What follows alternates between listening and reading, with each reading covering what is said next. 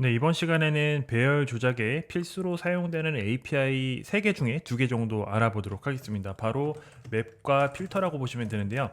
자, 이번 시간 같은 경우에는 처음 자바스크립트 배우시는 분들한테는 좀 적합하지 않다라고 말씀드리고 싶고, 앞 시간까지 말씀드렸던 배열에 대한 기본적인 개념과 그 다음에 왼쪽에 보시는 이런 배열 API들을 어느 정도 이해한 상태에서 이 수업을, 그러니까 이 영상을 보시기를 추천을 드릴게요. 앞에서 살펴봤던 이 코드들을 훨씬 더 간결하게 작성할 수 있고, 그리고 실질적으로 이제 리액트라든가 뷰라는 프레임워크를 사용하게 되면 또 많이 마주할 코드이자 API이기 때문에 여기 이 영상에서도 가볍게 다루려고 합니다. 자, 일단 맵과 필터에 대해서 말씀을 드리려고 하는데요. 맵이랑 필터 이 두 가지 모두 다 배열의 데이터를 조작하거나 변경할 때 사용한다라고 보시면 돼요. 그리고 한 번 더 말씀을 드리면 이 맵과 필터 모두 바로 이전 시간에 배웠었던 for each라고 하는 그 반복문 하나로 다 대체가 될 수 있습니다. 그래서 만약에 for each로 그냥 편하게 하시고 싶은 분들은 for each를 쓰시면 되고요. 그것보다 좀 더 코드를 간결하게 쓰면서 더 품질이 높은 코드를 작성해 보고 싶다라고 하시는 분들은 이 맵과 필터에 대해서도 꼭 알아두시면 좋을 것 같아서 사전 정보 말씀드렸으니까 참고해서 이 영상 들어주시면 좋을 것 같아요. 자, 일단 맵과 필터를 간단하게 여기다가 소개를 해보겠습니다. 자, 제가 여기다가 10, 20, 30이라고 하는 빈 배열을 이렇게 선언할 수가 있어요. 자, 이런 배열이 있다라고 했을 때, 자, 앞에 보시는 이건 또 주석입니다. 주석 같은 경우에는 슬래시 두 개로 이렇게 작성할 수가 있는데, 주석 같은 경우에는 실제적으로 자바스크립트 이 해석기가 이 코드를 실행하지 않을 거예요. 개발자만 보는, 특히 사람만 보는 코드라고 보시면 돼요. 그래서 일단 이렇게 정리를 해뒀고요. 자, 맵 같은 경우에는, 자, 맵의 경우에는 이 배열이 있을 때 여기다가 각각의 데이터를 조작해서 변환해서 다른 새로운 배열로 반환해 줍니다. 무슨 말이냐면 이 각각의 요소죠. 요소에 대해서 10을 곱한다라고 하면 100, 200, 300으로 맵을 이용해서 이렇게 각 요소에 대한 데이터를 변경할 수가 있어요. 자, 이게 바로 맵입니다. 이게 바로 맵이고요. 그 다음에 필터 같은 경우에는 뭐냐면, 자, 필터 같은 경우에는 이 배열 요소 중에서, 그러니까 이제 이 배열에 들어있는 여러 개 요소 중에서 내가 원하는 값만 추리고 싶어. 예를 들어서 나는 뭐 10만 추리고 싶다라고 하면 이 필터를 이용해서 이렇게 10만 뽑아낼 수가 있게 돼요. 이렇게.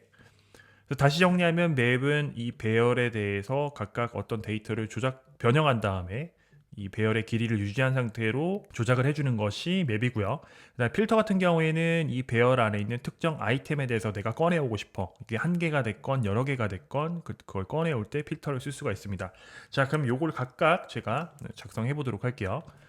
자, 이 상황에서 먼저 제가 해야 될 일은 이 10, 20, 30이라는 배열을 만들어야겠죠. 자, 하고 어레이에 10, 20, 30을 이렇게 만들도록 하겠습니다.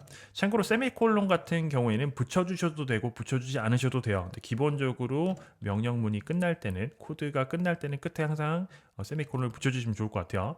언제 세미콜론을 붙이고 안 붙이는지는 사실상 이제 코드를 작성하시면서 좀 더 알아가실 수 있기 때문에 일단 기본적으로 맨 끝에다가 항상 뭐 변수의 값을 할당한다거나 했을 때 붙여주시면 됩니다.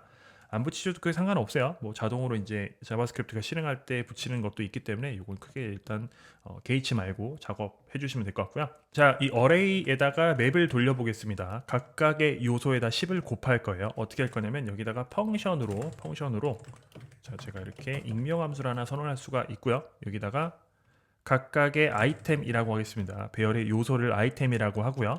그거의 리턴 값으로 아이템 곱하기 10이라고 하겠습니다. 자, 앞에 보시는 이 별표는 곱하기를 의미합니다. 그래서 이 숫자에다가 10을 곱해서 각각 반환해 주겠다라고 되었어요. 보시면 벌써 이제 코드에 대한 실행 예상 결과가 이렇게 나왔죠. 그래서 보시는 것처럼 10, 20, 30이라고 하는 배열의 길이가 총 3인, 그러니까 3개의 요소가 들어있는 배열에다가 각각 10을 곱해서 반환해줘라고 했을 때 이런 식의 결과가 나온다라고 볼 수가 있습니다. 엔터를 치시면 100, 200, 300이라고 해서 각각의 데이터를 이렇게 변환을 했죠. 자, 이게 바로 맵을 이용한 데이터 변환입니다. 자, 그리고 필터까지 말씀드리고 바로 다음 시간 이어서 맵 필터를 반복문으로 작성해서 보여드리도록 할게요. 필터 같은 경우에는 지금 어레이를 다시 가보시면 어레이는 이렇게 10, 20, 30으로 되어 있습니다. 보시는 것처럼. 자, 이것도 참고하셔야 될 게 맵을 돌린다라고 해서 기존의 배열의 값이 바뀌진 않아요. 새로운 값을 반환해 줄 뿐입니다. 이건 참고하시면 되고요. 자, 그래서 이 배열의 이제 제가 10만 꺼내와 보도록 하겠습니다. 이걸 어떻게 하냐면 어레이의 필터를 이용해서 이번에 똑같이 펑션으로 작성을 할 거고요. 자, 그리고 각각의 아이템에 대해서 자, 아이템이 만약에 10이면 자, 10이면 그러면 리턴이고요. 리턴 true로 하고요. 자, 그렇지 않으면 리턴 false라고 하시면 돼요. 사실상 s는 필요가 없어서 그냥 true만 반환해 줘도 됩니다. 이렇게. 네. 지금 뭐 한 거냐면 앞에 보시는 것처럼 이 각각의 배열을 계속 순회해서 돌아가게 됩니다. 맵이나 필터 둘 다 똑같이 돌아가요. 여기서 이 요소의 값이 10인 경우에만 true라고 하게 되면 그것만 꺼내 오겠다라고 보시면 돼요. 그래서 필터 같은 경우에는 보통 배열의 길이가 조작이 됩니다. 배열의 길이가 변형된다라는 거죠. 내가 원하는 특정 요소들을 꺼내온다라고 할 때 그때 필터를 쓰는 거기 때문에 여기까지 엔터 치시게 되면 10이 꺼내졌습니다. 만약에 여기서 10이 아니라 뭐 20이라든가 30 혹은 다른 조건을 주고 마지막에 리턴 true만 하게 되면 이 안에 조건식이 true인 요소에 한해서 모두 반환해 준다라고 보시면 돼요. 자, 그런 관점에서 지금 맵과 필터가 어떻게 다른지를 각각 살펴봤고요. 자, 이걸 좀 더 이해해 보기 위해서 바로 다음 시간에는 이 맵 필터 대신에 그냥 포이치로 한번 이 맵이랑 필터를 한번 각각 구현해 보도록 할게요. 자, 거기까지 배열의 주요 조작 API인 맵과 필터 살펴봤습니다.